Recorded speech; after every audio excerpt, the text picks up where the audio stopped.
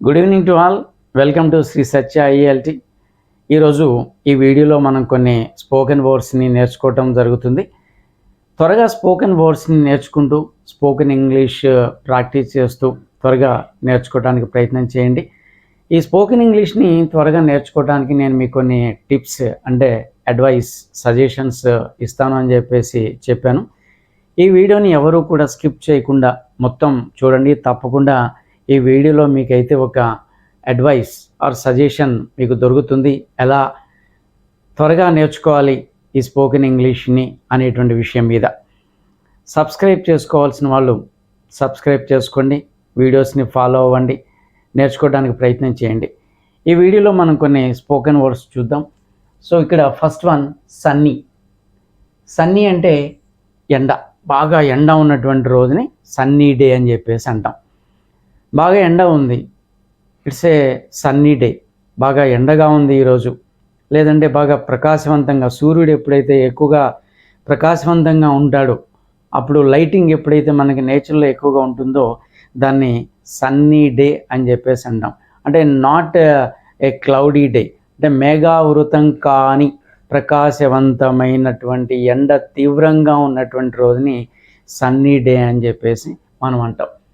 అలాగే నెక్స్ట్ ఇక హాట్ అంటే వేడి, ఉష్ణము, బాగా ఎండగా ఉంది అనేటువంటి సందర్భంలో, ఈరోజు బాగా ఎండగా ఉంది అనేటువంటి మీనింగ్లో it's a very hot day, చాలా వేడిగా ఉంది ఈరోజు అని మనం అనవచ్చు. వేడిగా ఉక్కపోతగా ఉన్నటువంటి రోజుని it's a hot day, today is very hot అని మనం అనవచ్చు. ఇక తర్వాత వెదర్ అంటే రకరకాల వెదర్స్ మనం చూస్తున్నాం.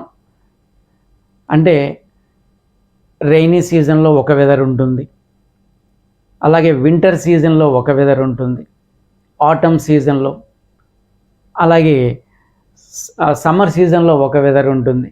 వెదర్ అని అని అంటే దాన్ని కాలము అని అంటాం, లేదంటే వాతావరణము అని అంటాం. సో వెదర్ అంటే కాలము లేదా వాతావరణం. ఈ వాతావరణం అనేటువంటిది సీజన్స్ బట్టి మారుతూ ఉంటుంది. So it should be changed according to the seasons. వర్షాకాలం, చలికాలం, లేదంటే వాతావరణం, డిఫరెంట్ టైప్స్లో ఉండేటువంటి నేచర్లో ఉండేటువంటి సిస్టమ్స్ని, చేంజెస్ని మనం వాతావరణం అని అంటాం, లేదా సింపుల్గా కాలం అని అంటాం. సో నెక్స్ట్ మూన్ అంటే చంద్రుడు. సో ఇక్కడ మనకి ఆకాశంలో చంద్రుడు ప్రకాశిస్తున్నాడు. ఇట్స్ ఏ మూన్ డే, లేకపోతే మూన్ ఈజ్ షైనింగ్ బ్రైట్లీ. చంద్రుడు ప్రకాశవంతంగా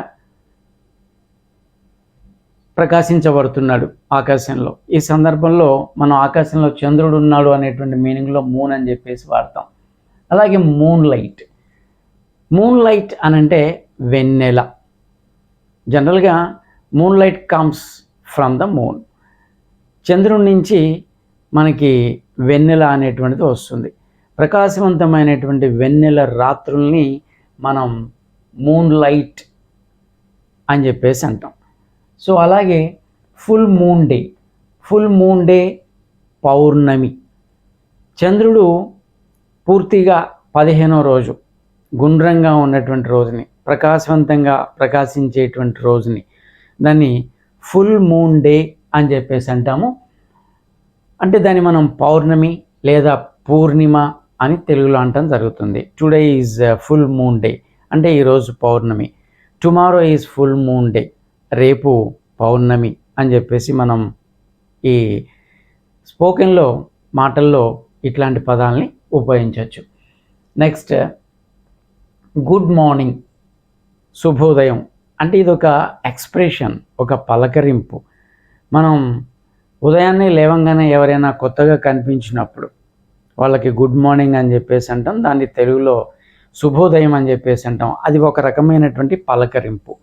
ఇక తర్వాత good evening and good night. వీటికి సపరేట్గా తెలుగులో అయితే అర్థాలు లేవు. గుడ్ ఈవినింగ్, గుడ్ నైట్ అనేటువంటి పదాలకి ఇంగ్లీష్లో కూడా సరైనటువంటి మీనింగ్ ఏమీ లేదు, ఎక్కడ కనిపించదు మనకి. మరి ఎందుకు మనం ఈ ఎక్స్ప్రెషన్స్ని వాడతాము అని అంటే, అదొక రకమైనటువంటి పరిచయ కార్యక్రమాల్లో స్టార్టింగ్లో అయితే good morning or good evening, అదే మనం వీడ్కోలు తీసుకునేటువంటి సమయంలో అయితే గుడ్ నైట్ అనేటువంటి మనం ఈ ఎక్స్ప్రెషన్స్ని ఇంగ్లీష్లో వాడుతూ ఉంటాం. అంతేగాని ప్రత్యేకంగా గుడ్ ఈవినింగ్కి గుడ్ నైట్కి సపరేట్గా అయితే మీనింగ్స్ అయితే ఇంగ్లీష్లో ఎక్కడ ఏ విధమైనటువంటి భావాలు, మీనింగ్స్, అర్థాలు అయితే లేవు. These are some kinds of expressions. So ఇక ఆ తర్వాత గుడ్ లక్. గుడ్ లక్ అనేటువంటిది ఇది కూడా ఒక రకమైనటువంటి పాజిటివ్ ఎక్స్ప్రెషన్. అంటే ఎదుటి వ్యక్తిని మనం విష్ చేస్తూ మంచి జరగాలి అని కోరుకున్నప్పుడు విష్ యూ గుడ్ లక్ అని చెప్పేసి అంటుంటాం, లేకపోతే wish you all the best అంటాం, లేకపోతే విషింగ్ యూ బెటర్ లక్ అని చెప్పేసి అంటాం. So expressions are different. అంటే ఎదుటి వ్యక్తికి మంచి జరగాలి అనేటువంటి ఉద్దేశంలో మనం దీన్ని గుడ్ లక్ అని చెప్పేసి మనం చెప్తాం. ఇక నెక్స్ట్ వెళ్ళేటప్పుడు నెక్స్ట్ వర్డ్కి మనం వెళ్ళేటప్పుడు ఇక్కడ ఒక అడ్వైజ్ అయితే మీకు ఇవ్వటం జరుగుతుంది. స్పోకెన్ ఇంగ్లీష్ని ఎలా త్వరగా ఇంప్రూవ్ చేసుకోవాలి, ఎవరికైతే భయంగా ఉంటుందో ఇంగ్లీష్ మాట్లాడటానికి, ఎవరికైతే లో లెర్నింగ్ లెవెల్స్ ఉంటాయో వాళ్ళు కాన్ఫిడెన్స్ లెవెల్స్ని పెంచుకోవడానికి ఇక్కడ ఒక అడ్వైజ్ ఇవ్వటం జరుగుతుంది. అది ఏంటంటే listening. What I say? Listening. Listening అంటే వినటం. ఏ భాష అయినా సరే, ఏ విషయాన్నైనా సరే మనం గ్రహించాలి అంటే ముందు లిజనింగ్ అనేటువంటి ఒక భావాన్ని మనం అలవర్చుకోవాలి. అంటే దాని అర్థం ఫస్ట్ వినటం నేర్చుకోవాలి, మాట్లాడటం తర్వాత, నేర్చుకోవటం తర్వాత. ముందు వినటం నేర్చుకోవాలి. ఎదుటి వ్యక్తి చెప్పేటువంటి విషయాల్ని మనం వినాలి.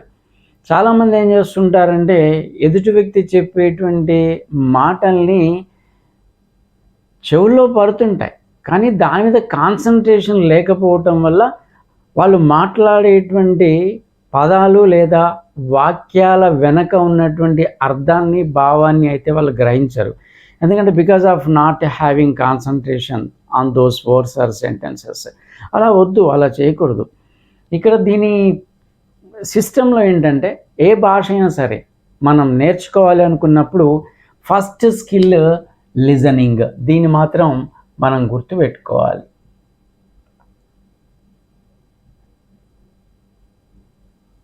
ఈ లిజనింగ్ అనేటువంటి పదాన్ని గుర్తుపెట్టుకోవాలి. ముఖ్యంగా ఇంగ్లీష్లో ఎవరైనా మాట్లాడుతున్నప్పుడు వినాలి.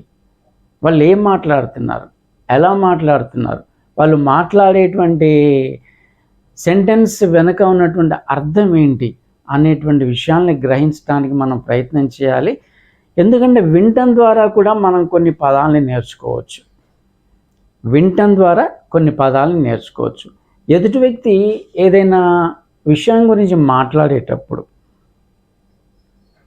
ఎక్కడైతే హార్డ్ వర్డ్ వినిపించిందో, లేదంటే తెలియని, పరిచయం లేని పదం వినిపించిందో అక్కడ వెంటనే దాన్ని నోట్ చేసుకోవాలి, ఆ పదాన్ని నోట్ చేసుకోవాలి. తర్వాత డిక్షనరీ ఉపయోగించి ఆ పదానికి ఉన్నటువంటి అర్థాన్ని తెలుసుకోవాలి. అప్పుడు ఇలా నేర్చుకున్నటువంటి యొక్క పదాన్ని వేరొక సెంటెన్స్ రూపంలో రాయటానికి ప్రయత్నం చేయాలి. అప్పుడు ఆటోమేటిక్గా మళ్ళీ మనం మాట్లాడేటప్పుడు ఈ నేర్చుకున్నటువంటి పదాలని ఉపయోగించి మన వాడుక భాషలో కొన్ని సెంటెన్సెస్ని ఫ్రేమ్ చేసుకొని ఈ కన్వర్జేషన్లో వాటిని ఉపయోగించుకోవడానికి అవకాశం ఉంటుంది. సో కాబట్టి ఈరోజు నేను ఫస్ట్ చెప్పినటువంటి అడ్వైజ్ ఆర్ సజెషన్, టిప్ ఏమిటి అని అంటే లిజనింగ్. ఈ లిజనింగ్ అనేటువంటి ఈ టిప్ని కనుక ఫాలో అయినట్టయితే మనం ఇంగ్లీష్ నేర్చుకోవడానికి ఒక కొత్త దారి వెంట మనం నడుస్తున్నట్టుగా మనం ఫీల్ అవ్వచ్చు. రైట్, నెక్స్ట్ పదానికి వెళ్దాం. సీయు. సీయు అన్న మీట్ అగైన్ అన్న దాని అర్థం మరలా కలుద్దాం. See you again, see you later, see you afterwards, meet again, we shall meet again after 1 day, we shall meet again after 3 or 4 days. So ఈ విధంగా ఈ రెండింటికి కూడా సీ యూ, మీట్ అగైన్, ఈ రెండింటిని కూడా మనం మరలా కలుద్దాం, మళ్ళీ మనం మీట్ అవుదాం, ఇంకోసారి మనం ఒక చోట కలుద్దాం అనేటువంటి అర్థాన్ని చెప్పడానికి మనం ఇంగ్లీష్లో ఈ 2 పదాలను అయితే వాడచ్చు. ఇక ఆ తర్వాత డిస్కస్, చర్చ. ఏదైనా ఒక విషయం మీద, ఒక పాయింట్ మీద, ఒక టాపిక్ మీద చర్చించినట్లయితే, అంటే ఇక్కడ చర్చ అని అంటే positive and negative, nothing but debate లాగా. మనం ఏదైనా పని చేయడానికి మొదలుపెట్టినప్పుడు ఫస్ట్ దాని గురించి మనం డిస్కస్ చేస్తాం. అంటే how far it is useful to us, and how far it is good to us. ఇది మనకి ఎంత ఉపయోగకరంగా ఉంటుంది, ఎంత అవసరం ఉంటుంది, దీనివల్ల ఏమన్నా మంచితో పాటు చెడు కూడా ఏమన్నా ఉంటాయా, పాజిటివిటీతో పాటు నెగిటివిటీ కూడా ఏమన్నా ఉంటుందా అని ఇక్కడ మంచి చెడుల గురించి, అవును కాదు, చేద్దాం లేదు అనే విషయాల గురించి మనం మాట్లాడేటువంటి దాన్ని డిస్కస్ అని చెప్పేసి అంటాం. Discuss the matter, discuss the issue, discuss that point and then take decision. So ఈ విధంగా డిస్కస్ అనేటువంటి పదాన్ని మనం వాడచ్చు. ఇక తర్వాత ఆర్గ్యూ.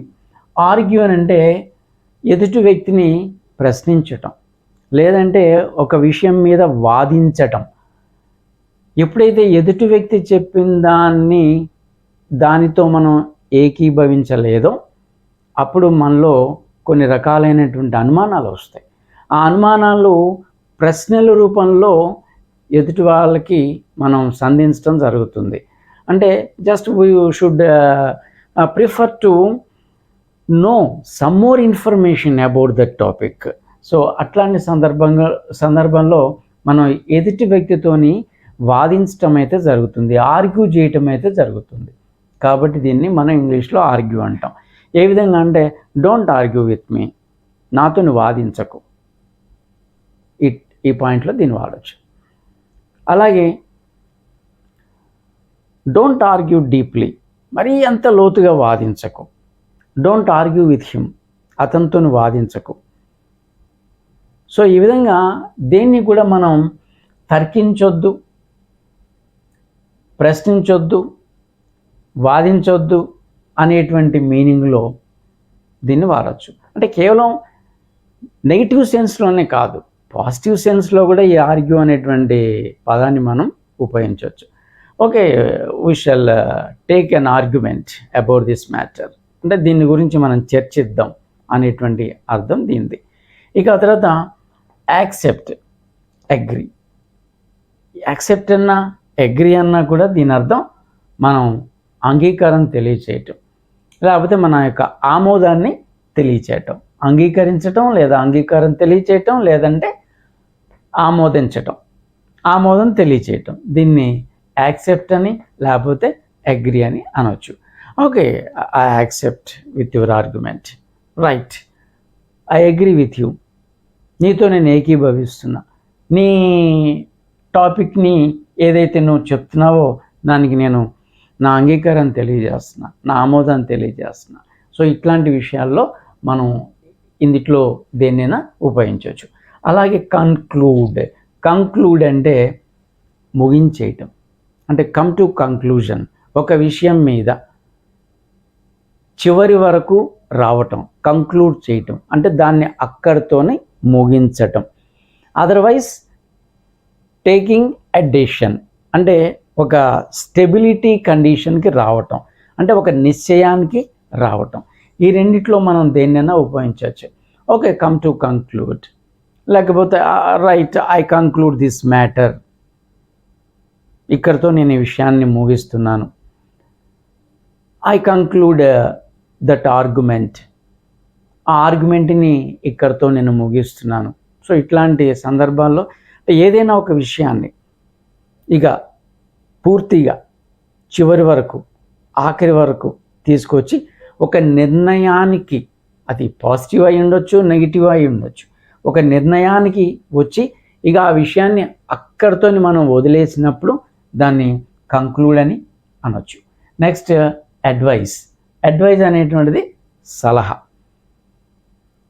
ఎదుటి వ్యక్తి నుంచి మనం చాలా సలహాలు స్వీకరిస్తాం, లేదంటే మనం సలహాలు ఇస్తాం. అయితే ఇక్కడ ఒక చిన్న విషయం గమనించాలి. మనం తెలుగులో అయితే సలహా అనొచ్చు, సలహాలు అనొచ్చు, కానీ ఇంగ్లీష్లో చాలామంది అడ్వైజెస్ అంటారు. అడ్వైజెస్ అనేటువంటి పదం అసలు ఇంగ్లీష్లో లేదు. అడ్వైస్ మరి మనం దాన్ని ప్లూరల్ మీనింగ్లో మాట్లాడాల్సినటువంటి అవసరం వచ్చినప్పుడు ఏమనాలి? ఇక్కడ a piece of advice. I gave him a piece of advice. నేను అతనికి ఒక సలహా ఇచ్చాను. లేదు, చాలా సలహాలు ఇచ్చారు. I gave him many pieces of advice. I gave him many pieces of advice అని మనం ఇక్కడ ఉపయోగించాల్సి వస్తుంది. అంతేగాని అడ్వైజ్ని అడ్వైజెస్ అనకూడదు. అడ్వైస్ సలహా, తెలుగులో సలహాలు, ఇంగ్లీష్లో మరోసారి చెప్తున్నాను, పీసెస్ ఆఫ్ అడ్వైస్ అనాలి. సో ఇక ఆ తర్వాత అలో. అలో అని అంటే అనుమతించు. అంటే ఎదుటి వ్యక్తికి మనం కొన్ని పర్మిషన్స్ ఇస్తున్నాం. అలా పర్మిషన్ ఇస్తున్నాము అనేటువంటి సందర్భంలో మనం అలో అనేటువంటి పదాన్ని ఉపయోగించవచ్చు. Okay, I allow him to participate in this programme. లేకపోతే they allowed him to enter in to the room. So ఈ విధంగా మనం అనుమతి ఇస్తున్నాము అనేటువంటి సందర్భంలో ఈ అలో అనేటువంటి పదాన్ని వాడదాం. సో ఈరోజు మనం కొన్ని పదాలను అయితే స్పోకెన్ వర్డ్స్ని అయితే నేర్చుకున్నాము. వీటిని ప్రాక్టీస్లోకి తీసుకురండి, అలాగే మాట్లాడటానికి ప్రయత్నం చేయండి. ఇంకొక నెక్స్ట్ వీడియోలో మనం ఇంకా కొన్ని ఈ స్పోకెన్ వర్డ్స్ నేర్చుకుందాం. అలాగే ఇంకొక అడ్వైస్ కూడా, సజెషన్ కూడా, సలహా కూడా, హింట్ని నేను మీకు ఇవ్వటం జరుగుతుంది. ఈ స్పోకెన్ వర్డ్స్ని, స్పోకెన్ ఇంగ్లీష్ని ఎలా త్వరగా నేర్చుకోవాలని. ఇక మళ్ళీ ఒకసారి గుర్తు చేస్తున్నాను, ఇంకా సబ్స్క్రైబ్ చేసుకోవాల్సినటువంటి వాళ్ళు సబ్స్క్రైబ్ చేసుకోండి. వీడియోని చక్కగా ఫాలో అవుతూ నేర్చుకోండి.